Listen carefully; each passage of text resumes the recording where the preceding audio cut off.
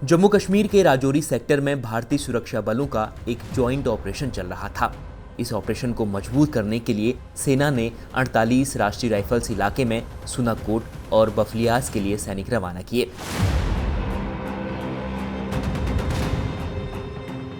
लेकिन जैसे ही राजौरी सेक्टर के थाना मंडी इलाके के पास फौज का ट्रक और एक जिप्सी पहुंची तो वहां घात लगाए बैठे आतंकियों ने उन पर हमला कर दिया और भारतीय सेना के 4 जवान शहीद हो गए। कश्मीर के राजौरी सेक्टर में हुआ यह हमला कुछ पुलवामा हमले की तरह था, जिसमें सीआरपीएफ के 40 जवान शहीद हुए थे। और कल जो हमला हुआ वह 1 महीने के भीतर दूसरा हमला था, जिसके बाद सवाल उठ रहे हैं कि आखिर इस इलाके में बार बार आतंकी हमले क्यों हो रहे हैं।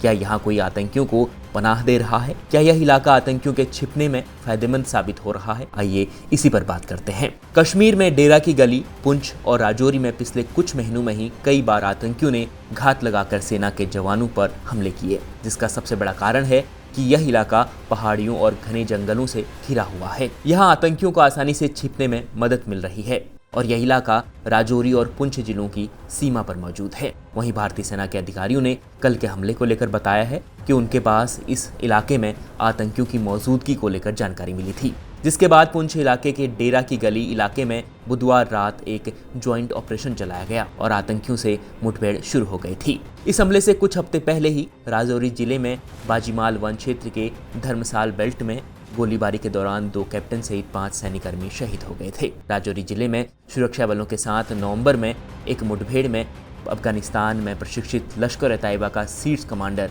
क्वारी समेत 2 आतंकवादी भी मारे गए थे। घने जंगलों से घिरे इस इलाके में इस साल 20 अप्रैल को भी सेना के एक वाहन पर घात लगाकर आतंकियों ने हमला किया था और उस हमले में भी 5 सैनिक शहीद हो गए थे। अधिकारियों के मुताबिक इन इलाकों में जवाबी कार्रवाई में जो आतंकवादी मारे गए हैं उसमें से ज़्यादातर आतंकी भारतीय सीमा में घुसने के प्रयास करते वक्त मारे गए हैं। News report इंडिया.com।